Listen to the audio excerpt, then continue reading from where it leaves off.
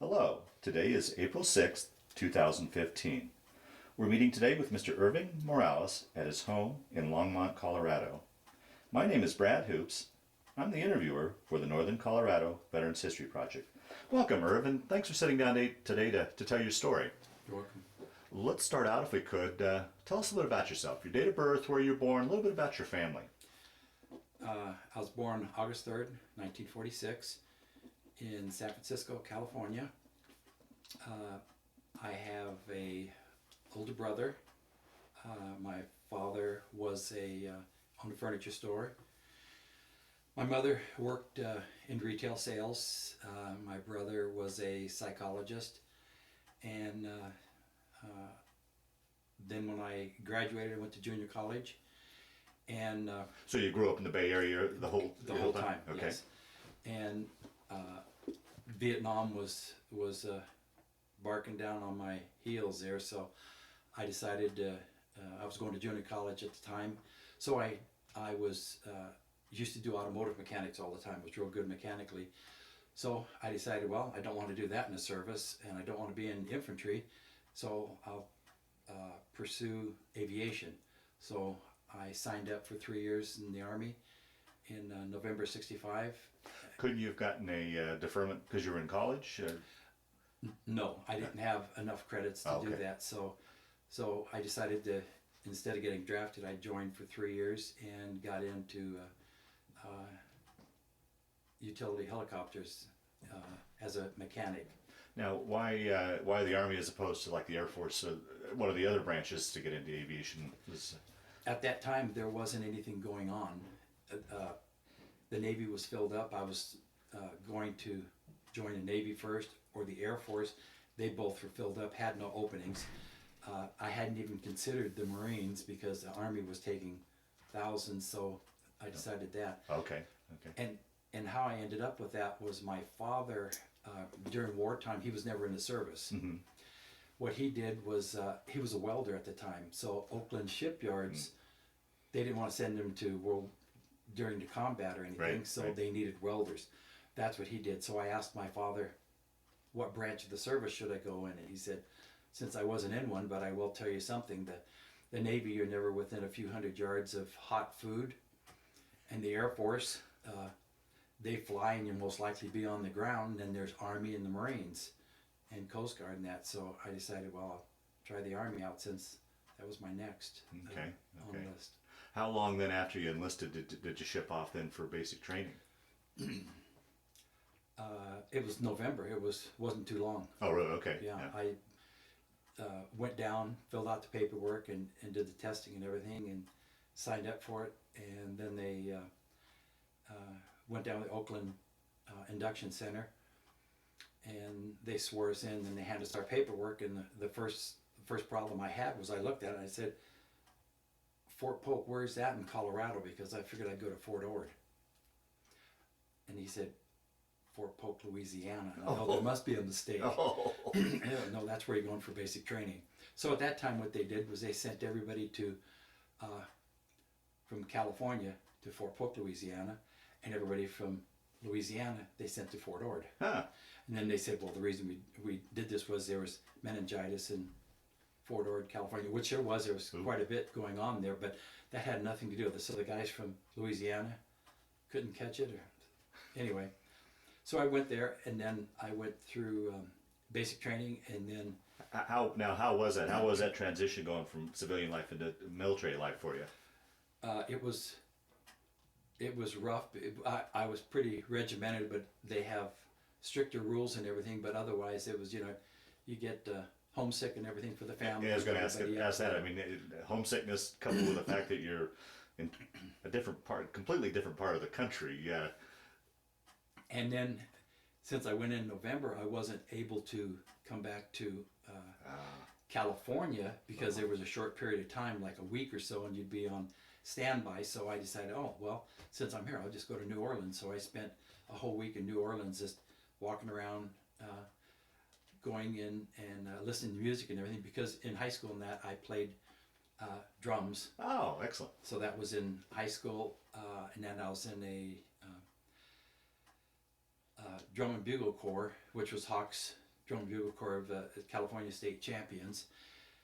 And then I was in another drum corps before that, and so I was always playing music, and that's what I was going to do in the service. I decided, well, maybe I'll do that in the service. Then I decided not to because I didn't like their agenda, which was like funerals and other things. And I said, so, but during basic training, I was able to play in a band over there, so we traveled all over the place. Playing New Year's Eve party, we played in town in Alabama. That's where I went to. No, this was in basic training. I went to aviation school, and that's where I ended up playing in Alabama. Played a New Year's Eve party over there. Then the general had a great big banquet, and they heard about us, so we played for the banquet there. And then there was 7 talent shows that we entered, and we lost one and won the others. And there was 3 guys from California that were black that sang. That's what their profession was, singers. They were in the band, so we had drums, 3 singers, guitar, bass, piano, and just had fun. So actually it got me out of a lot of mud and rain. Okay. But I still went through everything. So you get through basic, and then it's off to aviation school then from there? Yeah, that was, no, basic, I didn't do that in basic training. I did it in, maybe it was, yeah, it was in basic. So then I went to aviation school in Louisiana. Oh, still in Louisiana? Yeah. Okay. So I made a mistake, so it actually was basic training that got me into doing talent shows and everything. So went to Fort Rucker, Alabama, and went through a fixed wing school and then a rotary school. And then they sent us to our regular base, which would be Fort Lewis, Washington.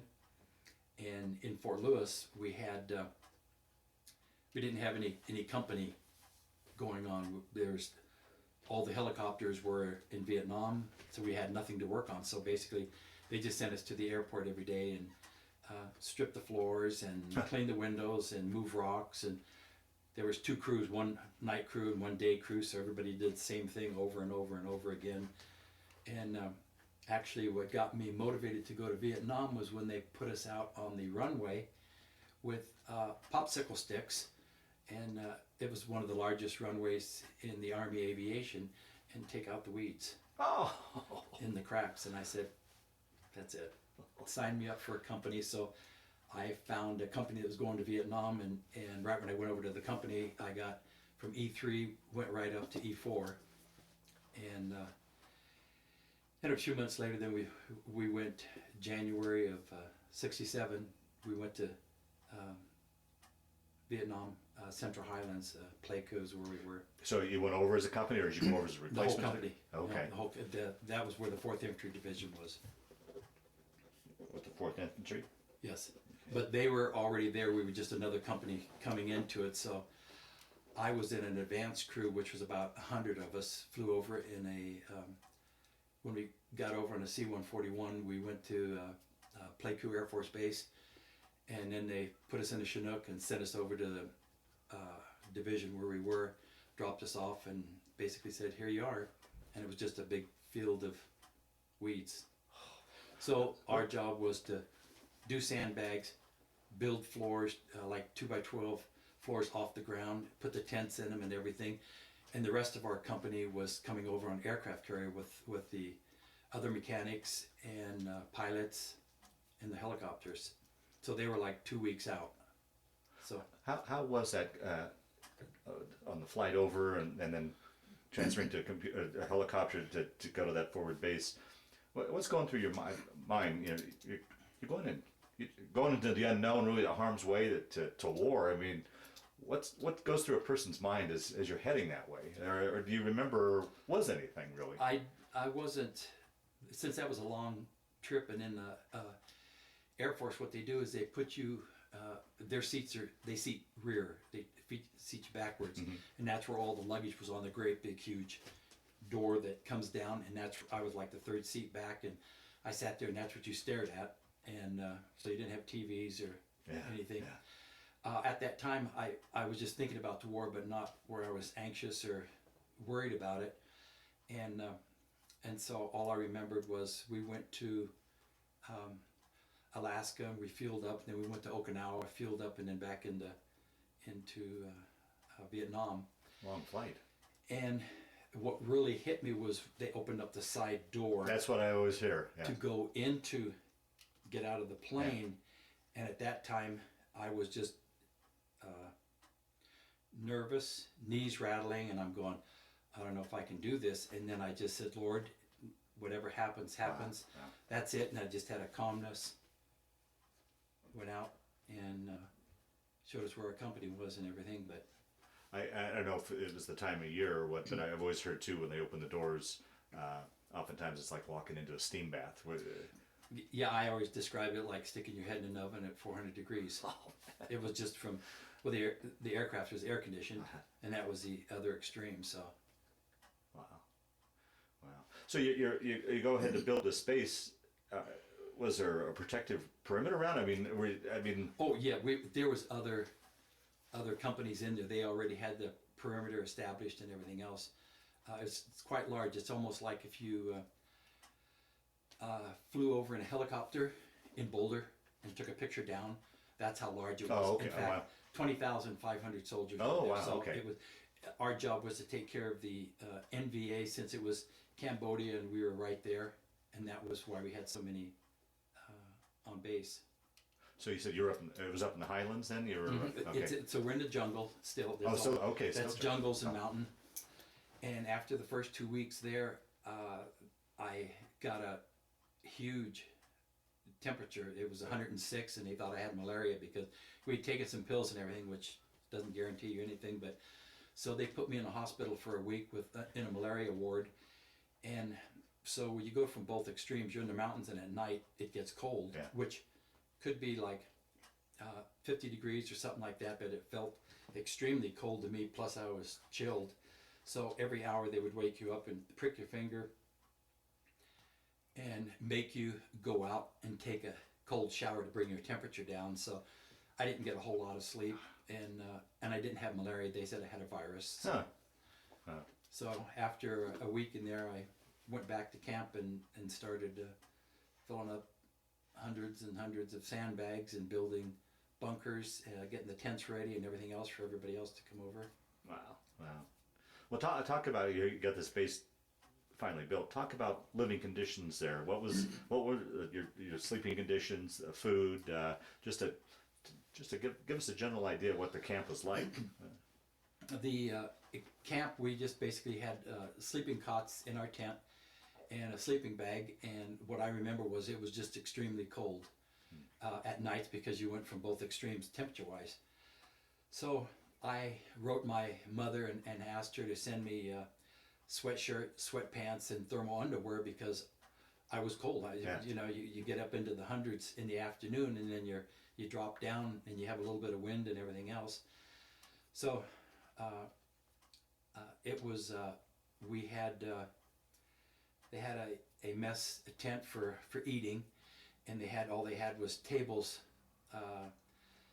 a stand up. You walked up, and they probably were about 4 foot high at least, so you walked in, so it was open from one end to the other end, and they just had lanterns sitting in there, so you walked in, get your food, stand there, eat, and kept on going. Well, in Vietnam you get a lot of little whirlwinds all over the place, and the whirlwind comes right through the tent, and so you can't see your food, and so it's a little gritty. So we drank a lot of tea because that's all that they offered us, tea or water. So it was the food wasn't that bad because I pretty much can eat anything and it doesn't bother me. And every 3 days the way it worked out was each company had a certain sector that they took care of. So we would have 3 bunkers and then a 50-foot tower with a spotlight on it.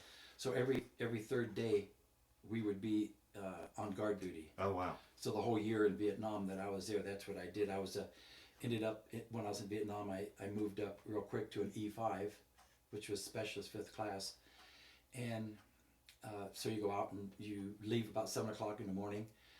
and our job was I was on a slick, and so we would carry out troops. So you get 14 of them on there, and you take them out to one mountain or another one or different parts of the jungle, and so you're pretty much on call 24/7, except when you're on guard duty. So you actually on the helicopter? You flew? Yes, I was a crew chief. Crew chief? Okay, Yeah. okay. Yeah, after you learn the stuff as a mechanic, then you move up as a crew chief. And so I went on a lot of test flights as a mechanic there when I first got there and everything. Repaired stuff, went out on test flights. The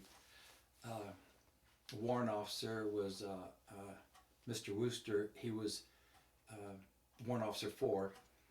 And so I went on a lot of flights with him. And because I was with him all the time, he taught me how to fly. So I actually learned how to fly the really? Huey.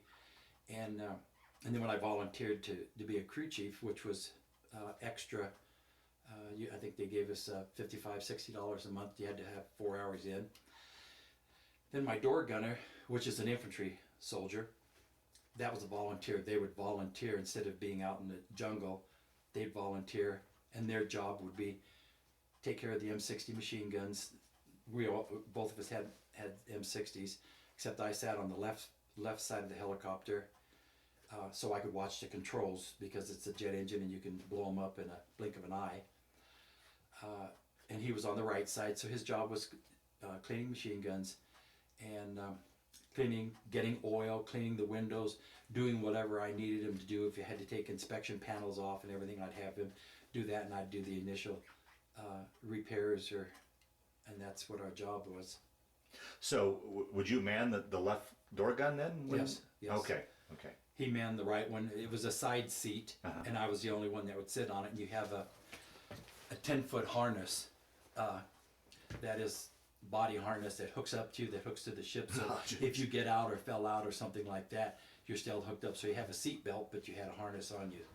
So sometimes if a guy'd get injured or something like this, we'd have to get out of the helicopter, pick him up, and put him in. So our job was pretty much to take soldiers from one LZ zone to another one, and pick up maybe soldiers and bring them back to camp. Take ammunition out. Sometimes we would take food. It's just you never come back empty-handed. So, talk about some of the missions. Some of any that stuck out, or if you want to. We had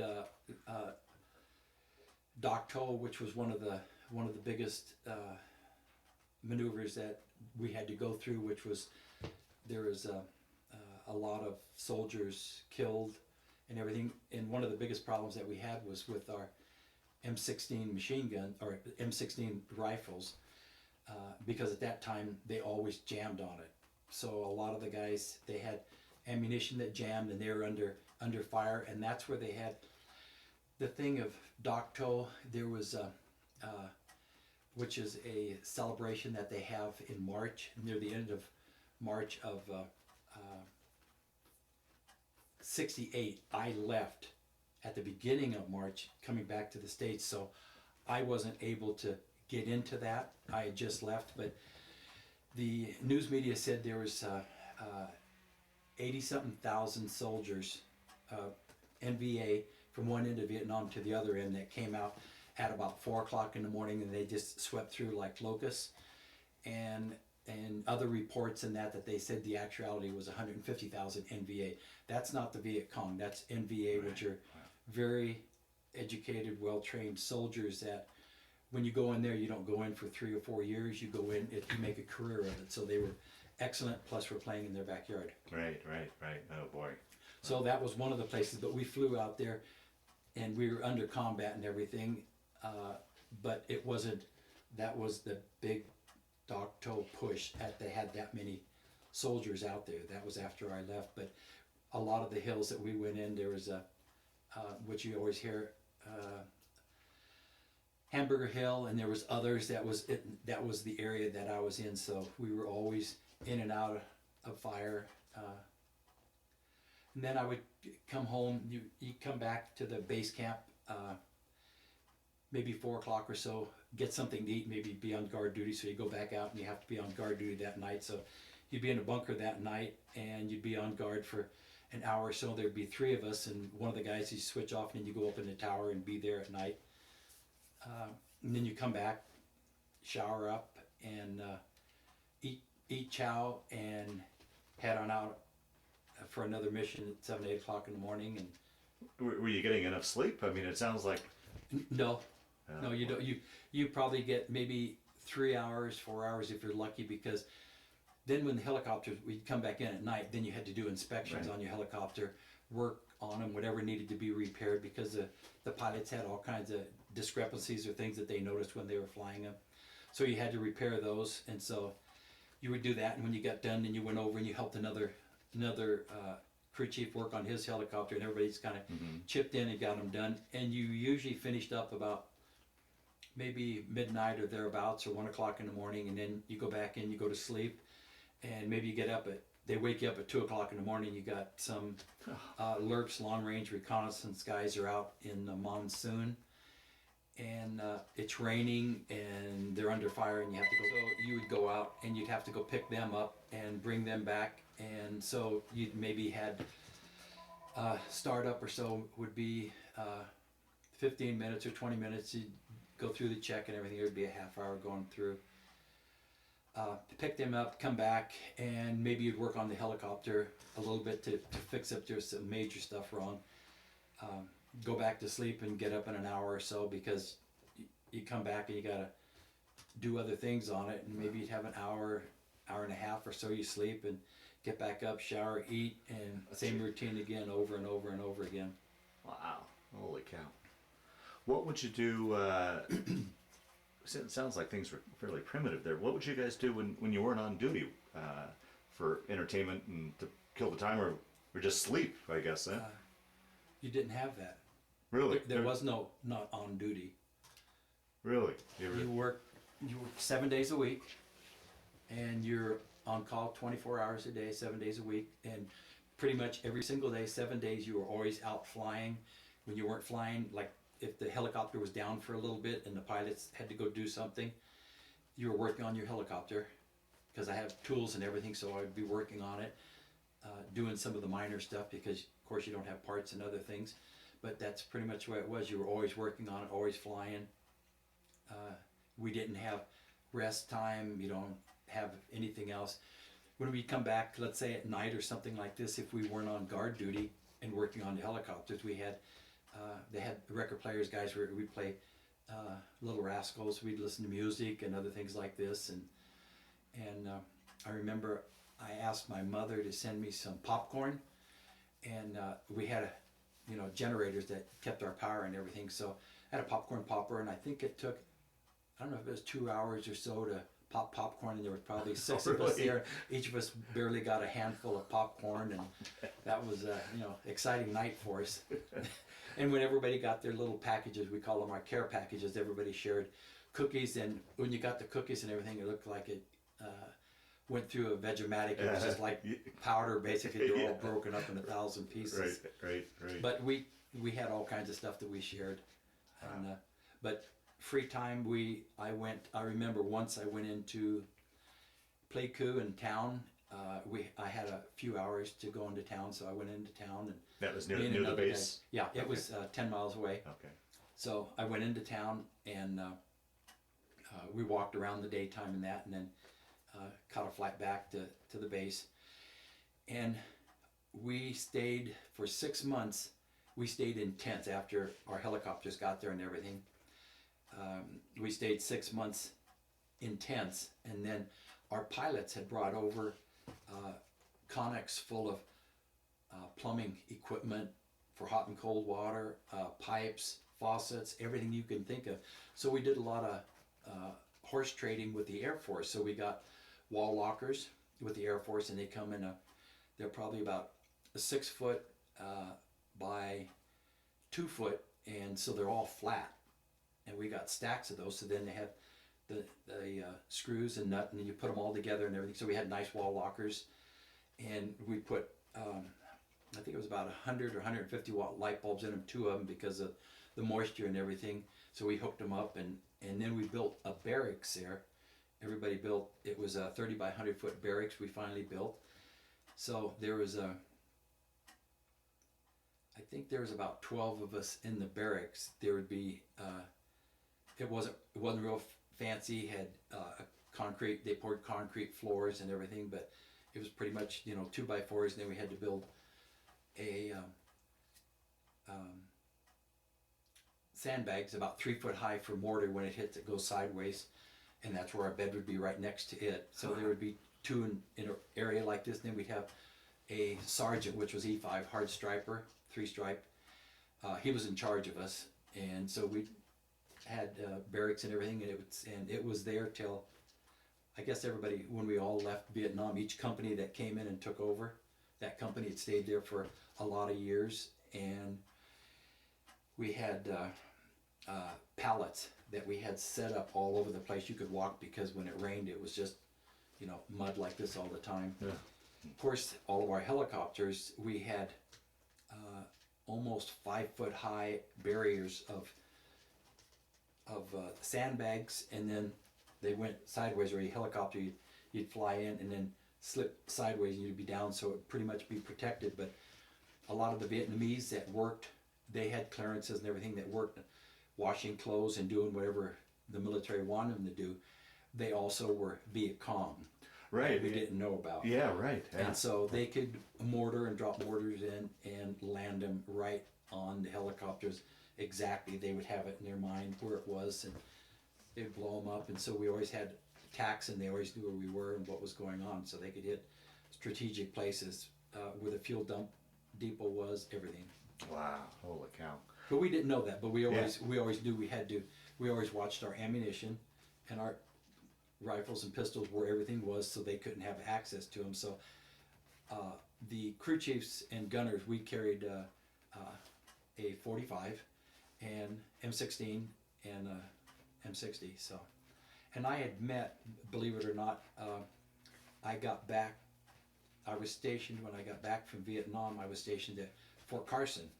So we were training still the 4th Infantry going to Vietnam. So I flew all over Colorado, and I said, oh, I like this better than the Bay Area. So I, when I got out, I went through aircraft mechanic school in Los Angeles, which was Northrop Institute of Technology, for A&P, for airframe and power plant mechanics license, because they said if I like it, I would go get my license and get into aviation.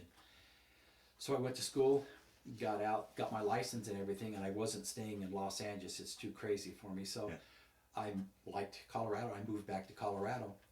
Couldn't get anything in aviation, so I got in retail sales, and I was in that for a couple years, and then was introduced to one of my mother-in-law's friends. Her husband was in Local 68 as an electrician, commercial electrician. So I went in and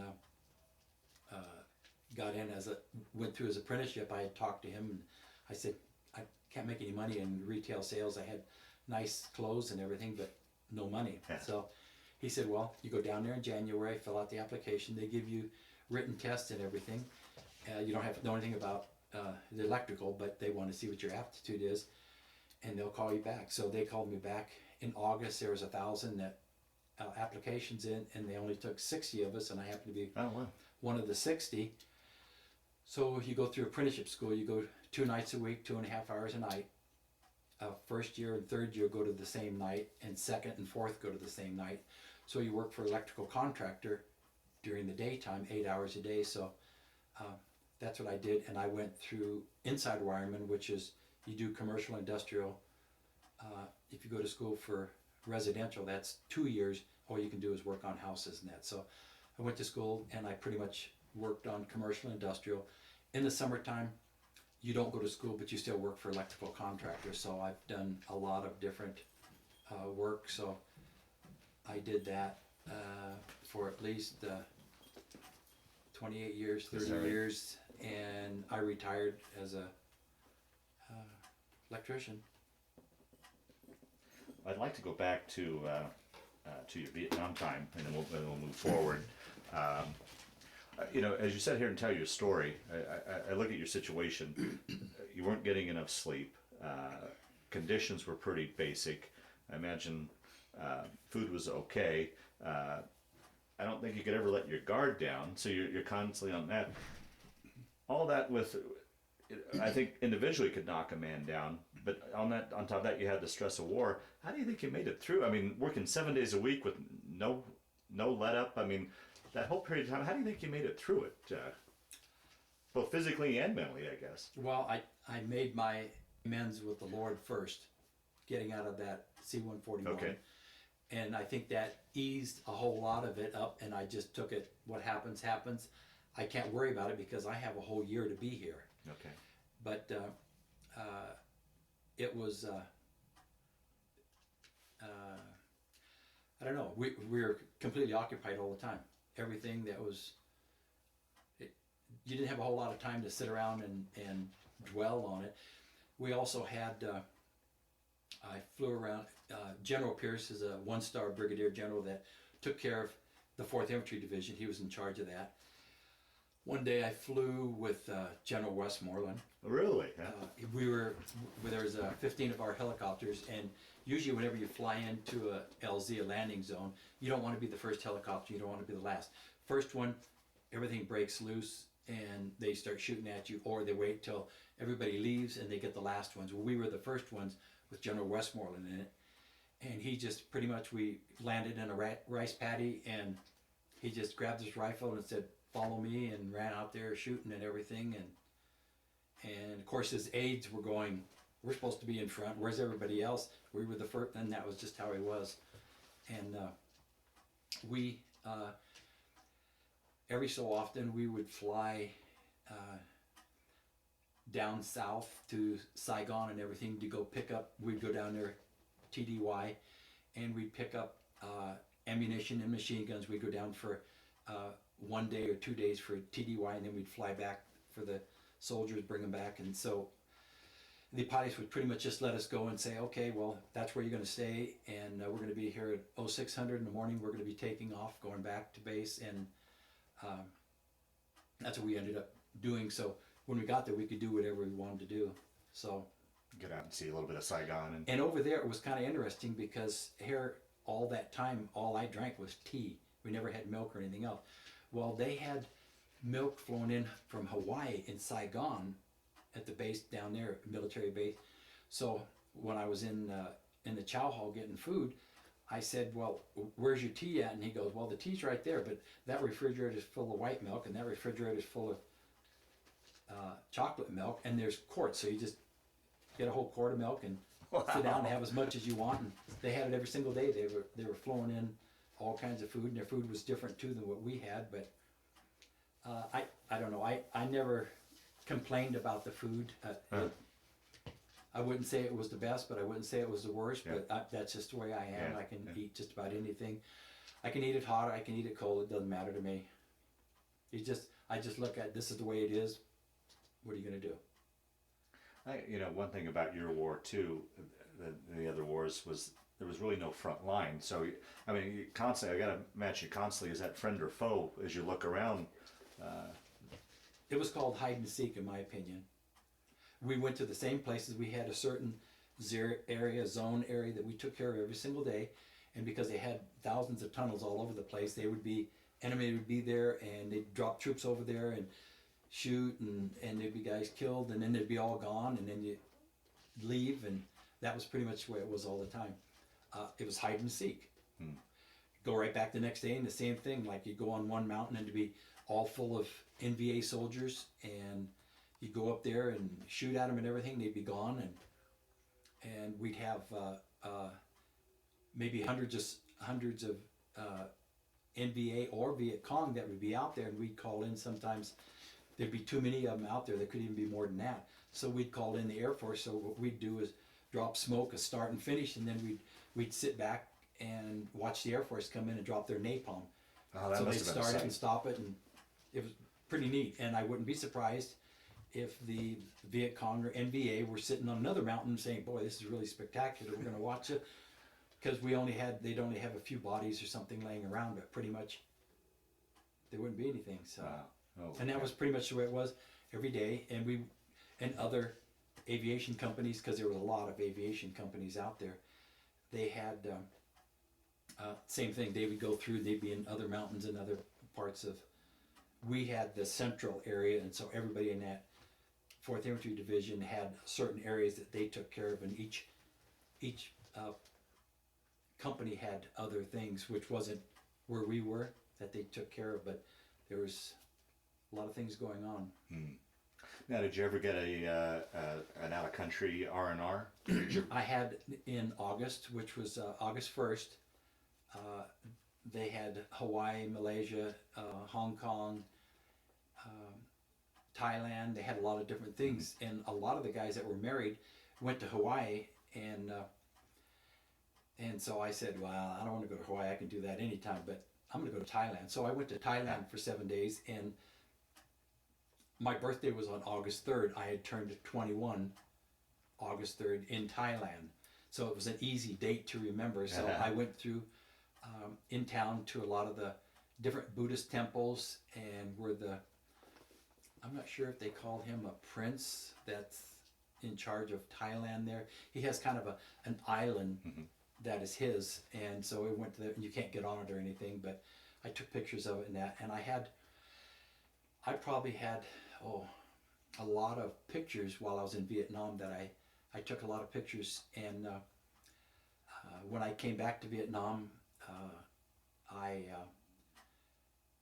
left when they came back to the States. I came back to Colorado and everything, and while I was in Colorado Springs at Fort Carson, we used to go down to Pueblo because I didn't want to stay in town and in Tacoma and that, because there's not Tacoma but Colorado Springs, because that's a GI town. You had the Air Force and the Army, and they had some Marines, and so I'd go down to Pueblo, and some of us guys would go down there. We play football and everything else, and dance at night and everything, and so pretty much I didn't get back to the base till about maybe 2:30, 3 o'clock in the morning every day. So I only had a couple hours sleep again, and then we went right back out and played Army again, service the helicopter, take soldiers out, drop them off, pick them up, and do that again. So I ended up, met a girl over there that was going to college, and got married and everything. We came back when I got out of the service in November of '68. I went to school in Los Angeles. We got married. In fact, I was married, but she wasn't out yet. So we had to stay at the college. Everybody had to stay on campus there. So there was 3 other guys that was in Vietnam in our same company.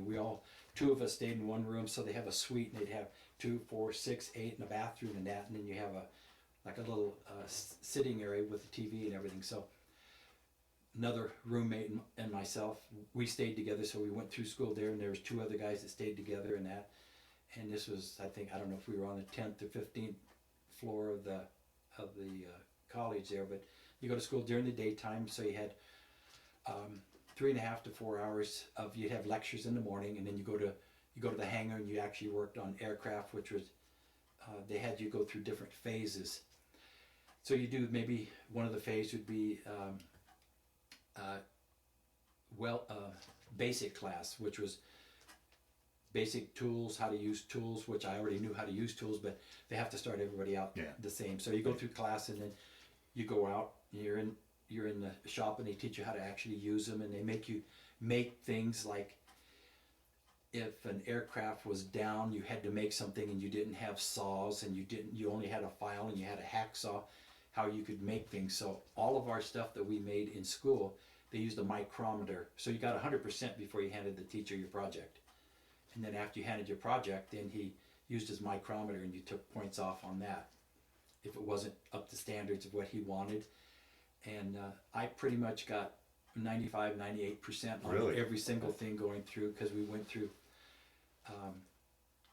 jet, missiles, rockets. We went through welding class, went through hydraulics and pneumatics and woodworking class, where you made Blanca wooden aircrafts, and you had to do different things like that. And you learned how to do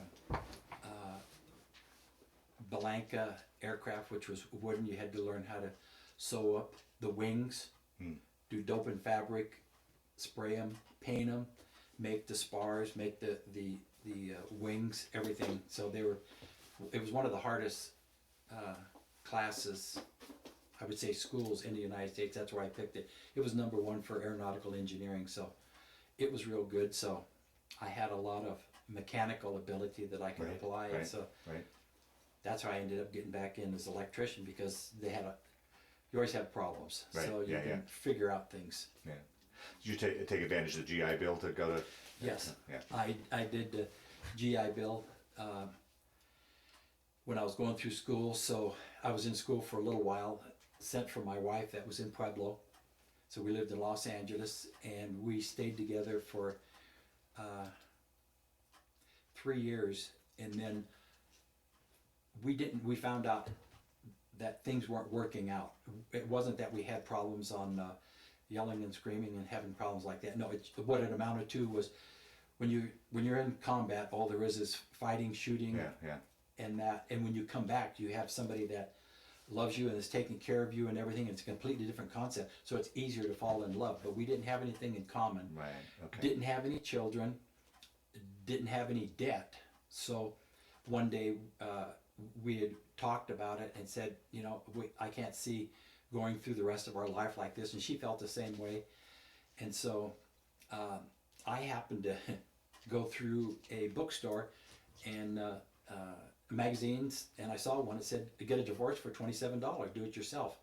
And I went, I can read. So I bought the magazine, read through it, and went down, filed the papers and everything, and it cost $27 to file it in Denver court and file the papers.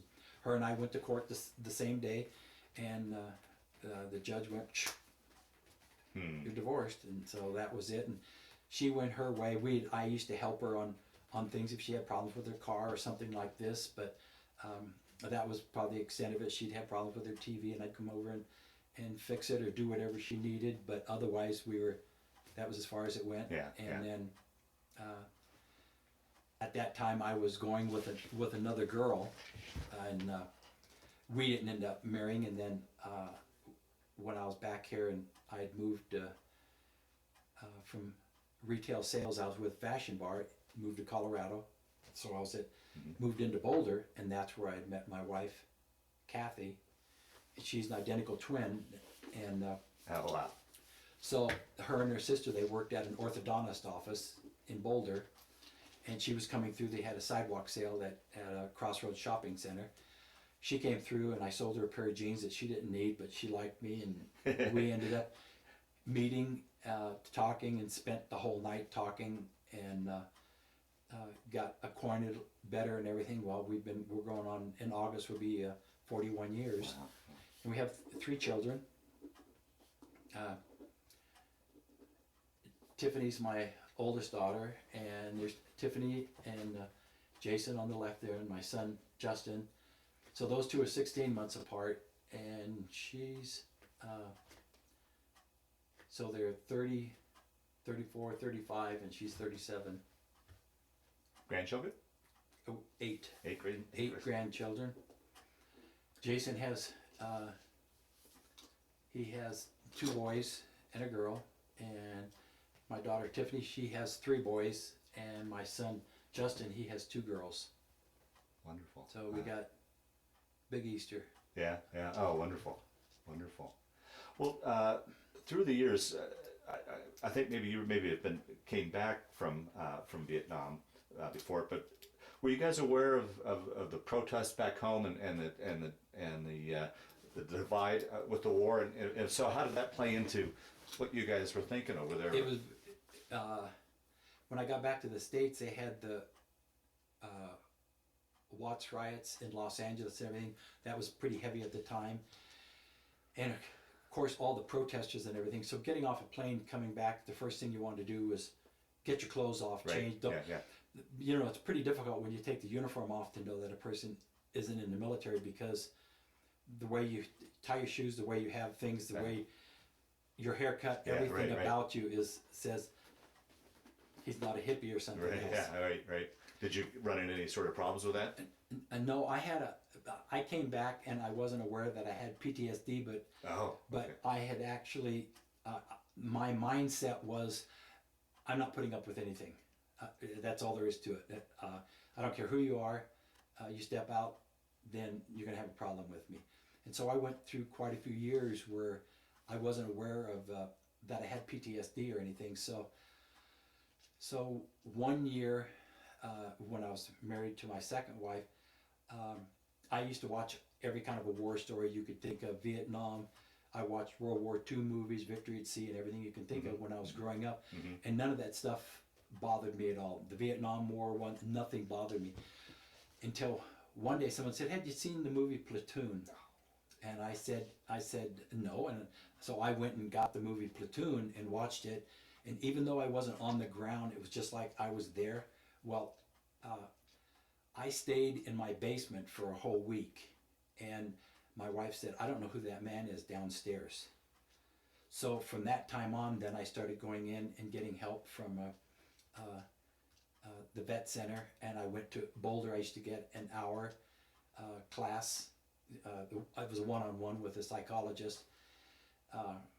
So I did that for a couple years at least. So I would have an hour session one-on-one with her. And then at that time I put in for paperwork for PTSD to get benefits through the VA, and that was extremely difficult. In fact, I went through actually 4 years of doing paperwork back and forth. So it's not like you're doing a whole lot of stuff. No. You do it once, and then 3 months later, 4 months later, they'll send you things says denied, and that was the name of the game. Most of the guys can't tolerate doing the paperwork or the stress or anything else. It's just too much. But I don't give up on things. That's just my nature. So I kept forcing it. So they'd say, "Well, what kind of stressors did you have?" And when my psychologist said, "You don't need to write a paper on your stressors. We already know you went through stressors because you already have these medals and everything. Shows that you were in Vietnam. Your DD-214 says you were there. So you went through stressors." But the VA was saying, "No, you didn't go through anything. And you pretty much sat around in base doing nothing." And so I said no. So I had to describe in detail of a stressor where I sat, what I did every single day from sun up to sundown with them, because these people that are reading the paper are in their 20s and that, never been in the service, never been in combat, and their job is to hit it with the red stamp, said deny. So during that time, I had spent a lot of hours on the computer, and my wife saying, "What are you doing?" And I said, "I'm trying to find the pilot, the crew chief, and everything that was actually that where my stressor started and everything." And so I went through and found, there's thousands of websites on there, and I found one that was a pilots association, that they had logbooks of other pilots and everything. Well, they had all kinds of accidents and everything, and I was able to find the exact pilot, the military log that they actually had, the ship number, the date, his name, his rank, because I didn't remember any of that stuff, that many, because I did it. It wasn't like I did it right after I got back from Vietnam. I'd been out for at least 20-something years. And when I was telling you I had about 400 pictures or more, I went through a phase where I got all the pictures and I just tore them up and threw them away. I couldn't tolerate them. But then when I went in for help in that, it was better, but you can't bring the pictures back. So I did the paperwork and everything, and when I went in for go through comp and pin evaluation through a psychiatrist, I actually handed him, what they did was, I think they actually got tired of me from putting in so much paperwork, because I didn't give up on it. So what they ended up doing was they gave me 100% unemployability because of all the jobs I had, and then I'd quit the jobs or get fired from the jobs and go to another one, and same thing over and over and over. So I went through the unemployability, so that gives you all the benefits. You get 100% benefits, dental and pension, everything. But what it does is every 2 to 3 years they reevaluate you again. You go back into a psychiatrist, he reevaluates you so he can do whatever he pleases. Well, you look like you're doing pretty good, Irv. Well, we'll knock it down to 50%. And so I got called in. I went through one psychiatrist that was a contractor, wasn't through the VA, they contracted him, and she had everything written down that said, yes, I had the PTSD and I should have this 100% of PTSD. And so that's what she had put in. Well, then a month or two down the road, a VA psychiatrist called me in again, and he said, well, we can't use her stuff. And I said, well, you guys hired him. So he gave me an evaluation, and he gave me like a 60% evaluation, and I didn't like that, so I put in some more paperwork. And then I got a buddy letter from another person that was in Vietnam with me that lives in Philadelphia, and there was another guy that was a crew chief also that was a POW. So I got one letter, sent that, gave that to the VA, or I gave it to the psychiatrist, and the information on the pilot. So it all worked out good. And so then I still ended up with 100% unemployability. So then I had another psychiatrist another year or so down the road that called me in. She did another evaluation on me, and all she said was, she said, I'm not going to ask you about your stressors. It doesn't matter. She said, what I will ask you is we'll go through the regular testing. I'll evaluate you, and then in 3 months or so, you'll get an evaluation. Well, she converted it, because I was pretty hot under the collar when I got in. I wasn't yelling and screaming at her, but she knew I had some real deep feelings, and I was mad because it was BS for me to go in there and have to go through all this again. So she converted it to 100% PTSD, totally and permanent disability. So it's all over. So it's all over. So I didn't have to do anything. So it didn't give me any other benefits. Didn't change the dollar sign. Yeah. Nothing. Yeah. Yeah. So. Has it been helpful though? I mean, are you still? I don't have any flashbacks. Oh, good. I don't even know why I even had anything. I watched the movie Platoon. I was on the ground. I was in the air. I wasn't on the ground. Yeah, but you were on the ground. I mean, you were I landing in these zones. I wasn't going through what the guys were going through, so I don't know. But it struck home like I was right there, and that was the thing that opened the doors. And I said, I got to get help. Yeah, I'm gonna get help. But right. And the woman Annette that's in Boulder County, she is excellent and worked with me, and she was in the Army too. She was a nurse in the Army, and her husband was a medic in the Army that she had met, and she did psychological stuff all the time too. But she had, I don't know if it was 26, 28 years of being a psychologist and that, so she really got down to the nitty gritty with me and opened up a whole lot of feelings that I didn't know I had and everything else. So. Now you mentioned you climbed online to look up the pilots and stuff. Did you keep in touch with any buddies there? Or was there any sort of reunions or anything like that? I've been back to one of my friends in Philadelphia. He called me and he said, Irv, do you want to go to this reunion? And it was at Fort Hood, Texas at the time. They had in Iraq. So they had 4th Infantry Division because they had transferred it from Colorado to Fort Hood, Texas. Okay. So I said, do you want to go back to this? And I said, no, I don't want to go back to it. I could care less. And he said, well, maybe you just want to go one. I said, okay, I'll go once. So one of our pilots, in fact, there was 2 of our pilots that was in our company. They live in Cheyenne. One had died of cancer, and the other one had been in a terrible accident in the helicopter, and he was just, everything broke in his body, and he's all crippled up. And so I took him, and we went back to Fort Hood, Texas, went back there, and they were going to do all kinds of stuff for us, flying helicopters. They had other guys they were going to take in tanks and do a lot of different things. Well, it was raining so bad. Everybody was in Iraq. All they had was, I don't even know how many hundreds of MPs was on the base, but that's all pretty much that was there. So we weren't able to go up in the helicopter because of the weather, and there wasn't enough pilots there and helicopters and everything else. They were all in Iraq. So we had picnics, and we went through their mess hall. And they showed us the whole camp, how it was. And then we had a great big picnic, which was an indoor picnic. They had outdoors, which was good. So there was a lot of guys that was in our companies and that, and they had a party and a dance and other stuff going on. It was interesting. So I saw a lot of other guys too.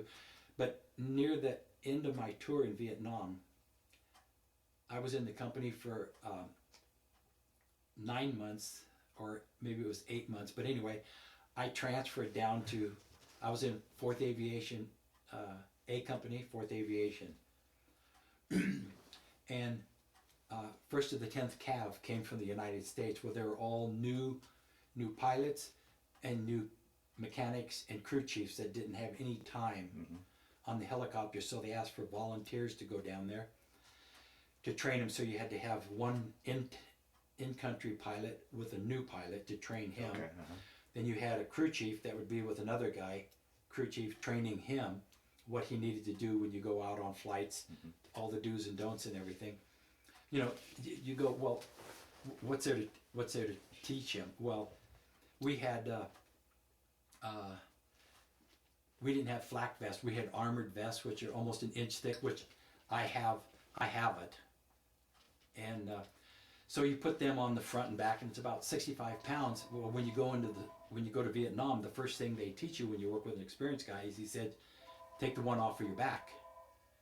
And he says, take the one off your back, and you sit on it, because guys are getting shot through the rear end because they shoot straight up, and that's how they're getting killed. The other thing is they have the vest too tight, so when they're leaning over all the time, the round goes here and goes right on through and kills them. So they teach you to loosen up your straps so it sits this way, so when you lean down, you'll see the round actually go up. Oh, jeez. The back one you don't need, because you have the transmission of the helicopter, you have the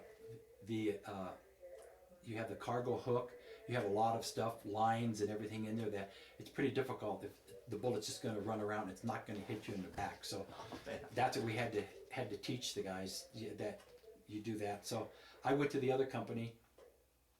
The sergeant major that was there, he said I had to prove myself, and I could be a crew chief. And I'm going, I already got all these hundreds of hours in combat and these medals and that. What do I have to prove myself? He said, you have to go into the mechanics. You're going to be a mechanic on ground, and they're going to send up the other guys that don't have any experience. So I did it for about a week or so, and the commanding officer found out who I was, and he grabbed me as his crew chief. And there was a CO and XO, both of them were majors, so I was his crew chief. And it was kind of like flying.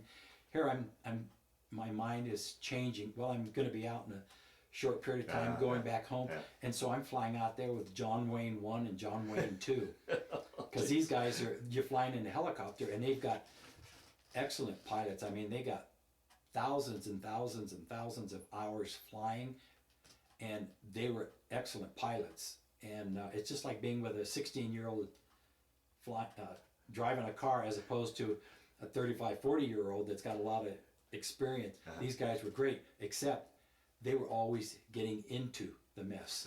And I said, I'm not wanting to get into it. Right. So because we were D Troop, they had observation helicopters. So what you do is you have 15 to 25 helicopters way in the background with troops on board, and they would send out scouts in the helicopters, and you have a crew chief on it he's on a M60 machine gun with a bungee cord. And so they fly down, they say, I want you to shoot at me because you don't know what's coming. And that's where their job was. So they didn't see us, they just saw them flying around. So they would take shots at them. They'd call in, and then we'd come in and drop soldiers down and everything. And that's where I had my first stressor, where they were shot down, and the pilot was cut in half, and the door gun and the machine gun, they rolled the helicopter around the wrong way, went in his stomach. And so that was one of my stressors that I went through. And the pilot, of course, was dead, because if you land a helicopter, if you roll it, you're supposed to roll it to the right, so the rotor blade can't come back through and cut you up. Well, he crashed and rolled it to the left. That's how the door gunner went down. And the rotor blade came down and actually cut two halves of this pilot. So anyway, we just put him in. The door gunner was still alive. We ran him to the hospital, where they worked on him, and the door gunner was fine. And of course the pilot was killed. And to this day I haven't been able to find the door gunner. I was gonna call him or find him, but I wasn't able to. But years later, when I was in Colorado, I was working at Kenny's Shoes as a retail shoe salesman. I was a manager. I trained as a manager, so I was an assistant manager there at Buckingham Square. A problem I had with my door gunner was he never liked cleaning his machine guns. So you ended up requesting fire ahead of time before you got into combat to test them to see how they were, and a lot of times they didn't work. So you'd have to disassemble it and fix it right there. So I was always yelling at him about cleaning the machine guns, cleaning the machine guns. So one day we had sidewalk sale over there, and I'm standing in the front with my arms folded in a suit and everything, and I look, and here comes two businessmen walking down. They had attaché cases and double-breasted suits, and walk in. I look and I go, that looks like my door gunner. And so I ran out like a madman at him, saying, clean my effing machine guns. And he's looking at, who's this madman here? And he looked, and when he saw me, he goes, he knew who I was. Is that right? Huh. And so that was kind of a peculiar situation. Here we are, and we're in Vietnam, and he was in Fort Lewis, Washington, or wherever, and he's right there. But that was, and then I also saw, when I first got to Colorado, one of the pilots, I said that it lived in Cheyenne. There was two pilots here. One of them got cancer and it died. But before that happened, I was in Denver at the employment office, and there was hundreds of seats out there for the VA. So you had to go up, take a number, sit there. So I went up, and I said, I called my number, and I went up and walked up, and this guy's filling out his paperwork and everything. And he looks up and he says, Morales, and I said, McGowan. Well, that was one of my pilots. Wow. And he said, anything you want. You can have anything you want. And he said, I got a job for you. And I said, what's that? And he said, well, National Geographic offered us a job. He needs a pilot and a mechanic to go with them to Peru to a lost continent that they're gonna do research on and everything. And he says, I'm the pilot. And he said, I got another pilot, but he said, I don't have a mechanic, and I know, and I'd like to offer you a job. Well, at the time, I said, well, I'm buried in that. I can't go whether I would or not or anything. Yeah. But anyway, it was kind of interesting that here you come back to the States and he's there. Yeah. So that was interesting concept. But I came through all kinds of situations like that.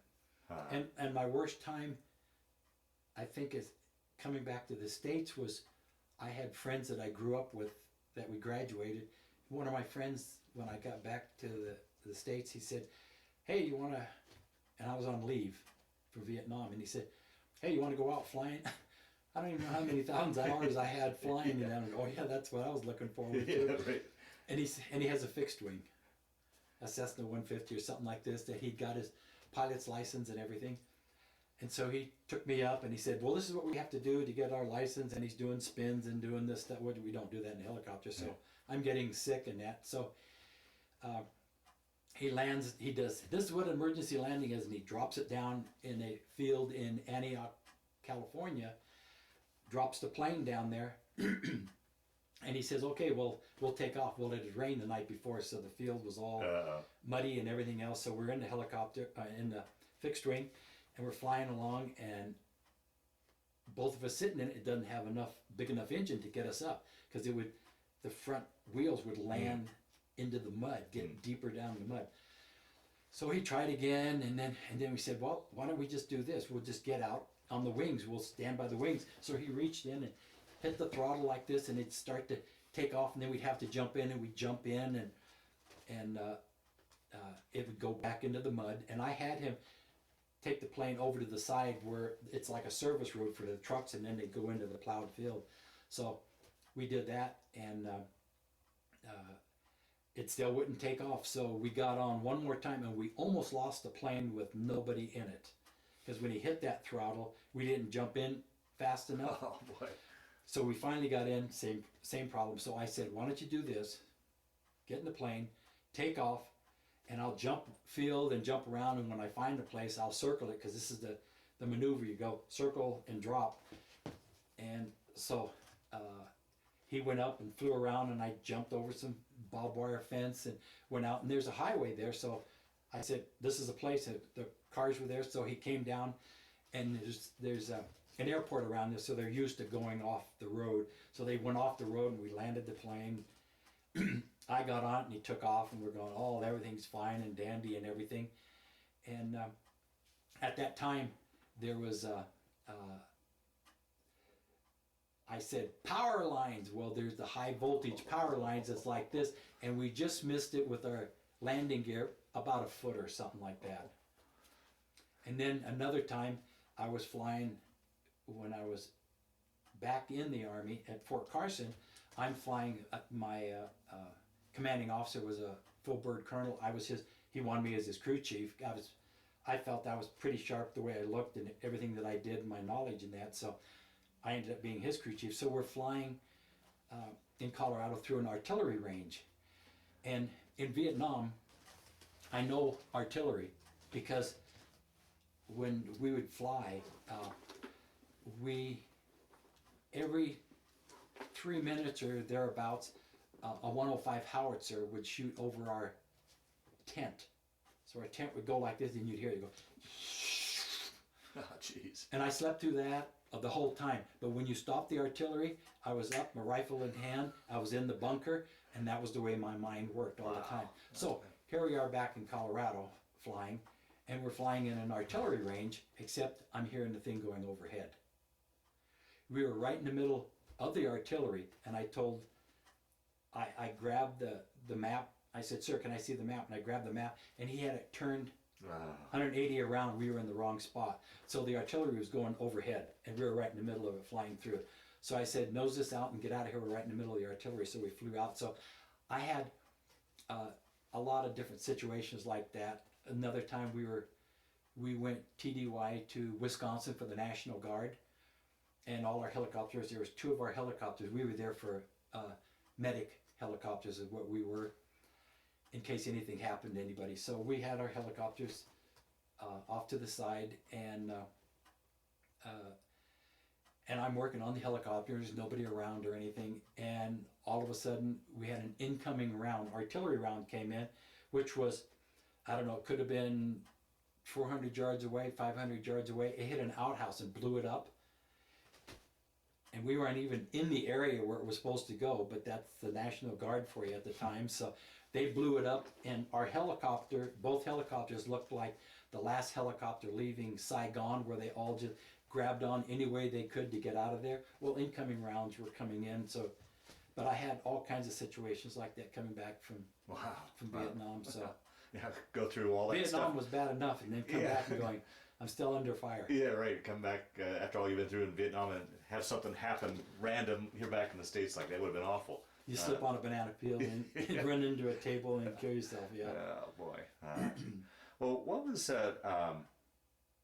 it like?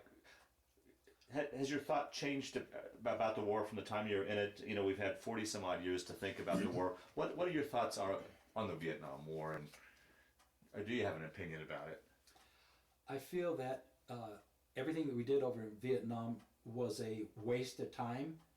I mean, I still would go back into service and do the same thing again. I'll still fight for my country. Yeah.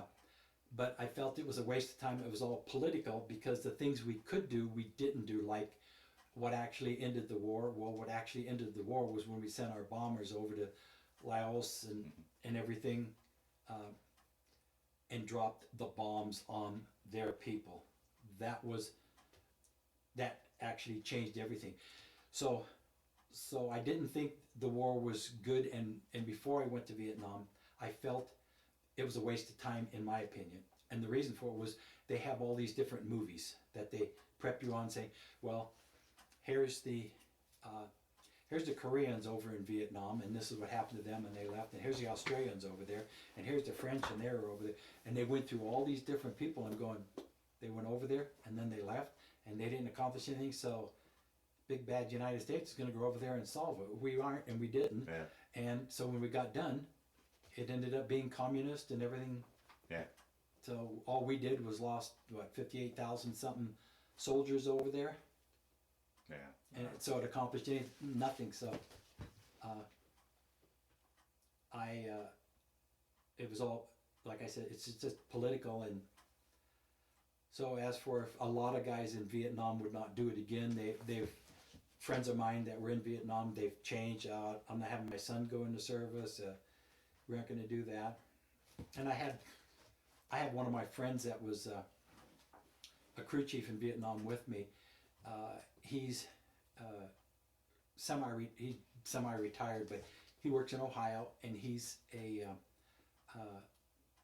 works for the VA, and he handles people with PTSD and everything, and he runs a Purple Heart Society and that. Well, I see him. He was just out here a couple months ago, but I saw him last year. He flew out, and they had a Purple Heart Society in Denver, and I said, hey, I can be over there in about 30 minutes or so, and I'll come over and visit you and your wife and that, and see some other guys.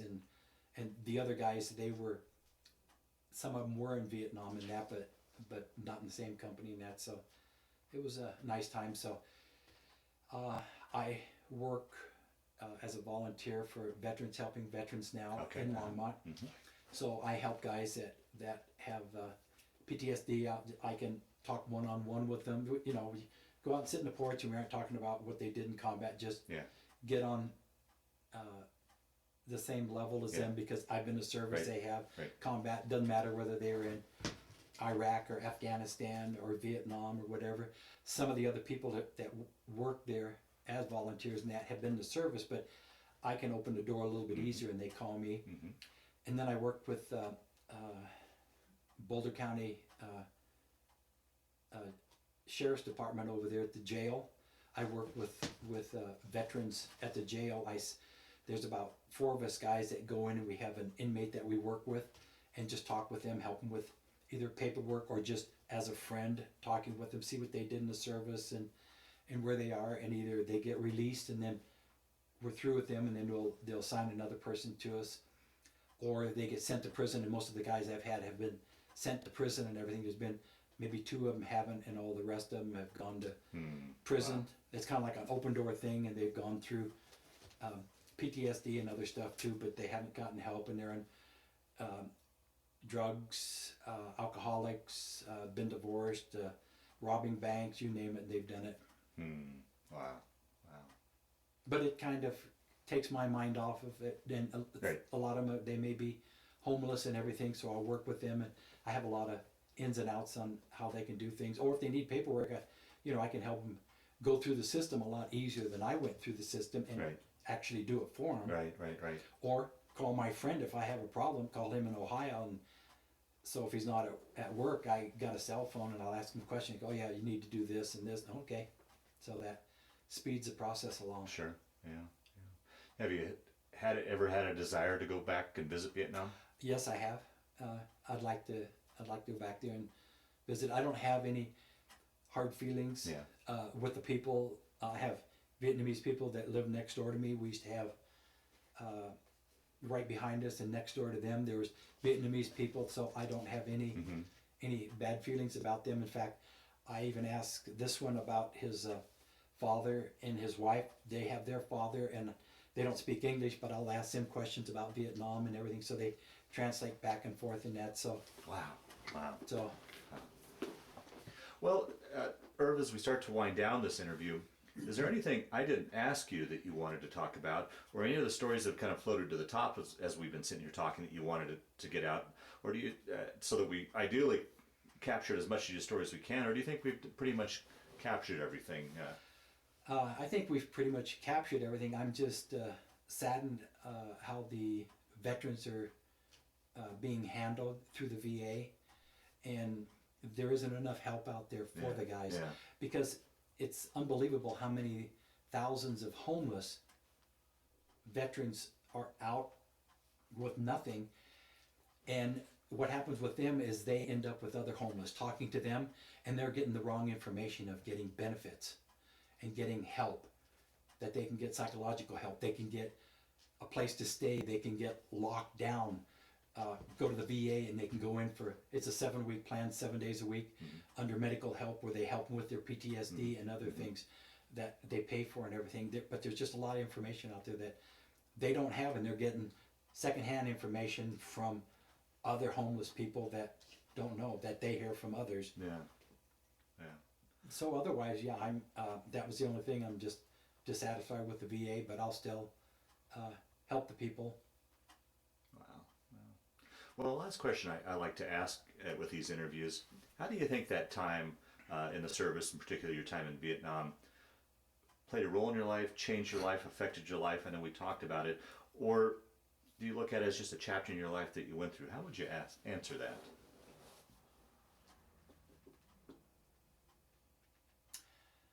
I'm a pretty driven person. I guess I don't have in my vocabulary I can't. I pretty much have the vocabulary I will. One way or another, I will figure out stuff. And like with my boys and that, I'll teach them. I taught them mechanics. One of my older son, when he was real young, on how to be mechanical and work on things. And so he learned a lot of things. But I also swayed him away from being a mechanic when he got older, because my father always said, son, use your head, not your back. And my dad, his motto in life was, I may not know everything in life, but I know who does. And I said, who's that? And he said, public library, it's free, plenty of books, read it, you don't have an excuse. And so that's how I learned auto mechanics, a lot of things. I always went to the library and I checked out stuff on tearing apart transmissions, rebuilding engines and everything else. I constantly read, so that was pretty much what I did. So the military, all my testing, it showed that military life would be good for me. And after I got in the military, the hurry up and wait and everything else, I wouldn't be able to handle it as an enlisted soldier. I'd have to go in as an officer. If I was going to go in as an officer, I would definitely join the Air Force, because they pretty much work like a 9-to-5 type of job and what they do. But that was out for me. But otherwise, I do things, and I'm pretty meticulous on how I do things. It's better to do them once than twice. You never have time to do it once, but you always have time to do it over.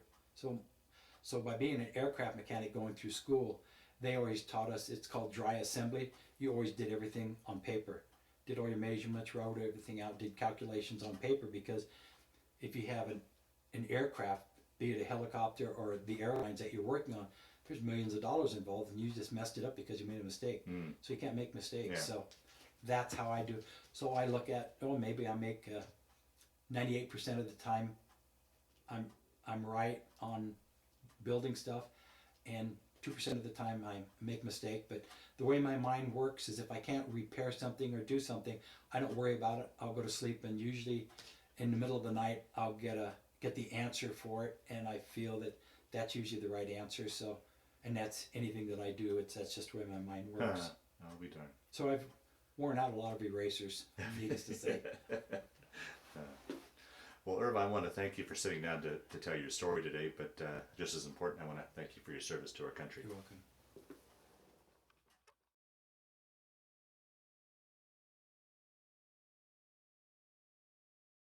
Myself there doing maintenance on helicopters, and this is two Vietnamese girls that were cleaning people. She's half French and half Vietnamese, and she's Vietnamese. This was actually our barracks that we built after 6 months, 30-foot by 100-foot barracks. This was me on guard duty one night with an M60 machine gun. What's this? Is it you there at the bottom? This is just us, a generator behind us, and a helicopter. This was just, they had a Vietnam wall in Loveland, and I was a volunteer on the wall. Mm-hmm. This is just one of the helicopters that they brought in. This next picture is the actual base where we stayed, 4th Infantry Division, and it goes way behind the mountains on the back side. Mm-hmm. Here was our tents on the next one, and that was me when I was 20 years old. Here's our tents, and I was just casually standing there. This is our maintenance field, which was out in the dirt. What would you do during the monsoon seasons? You still worked on helicopters. Out in the condition. You don't have anything else. You have to work on it. And this was just one of our helicopters that had crashed. And this was right outside our base camp, was a mountain yard village. they have theirs built up about 3 foot off the ground, and they were right outside our perimeter and everything. One day I was shopping in Denver at Christmas time, and they had displays out there, and they had all these mahogany aircraft, motorcycles, and everything else. Well, I came across the helicopter, and I had purchased it, and the reason for it is this one is made in Vietnam. Huh. Wow. And the funny thing about it was my wife had bought me a helicopter, same exact thing, at Christmas time, and I told her I already bought one, and she was a little upset with it, but I said this one's made in Vietnam and the other was Peru or China or somewhere. So Wow. Oh, very nice.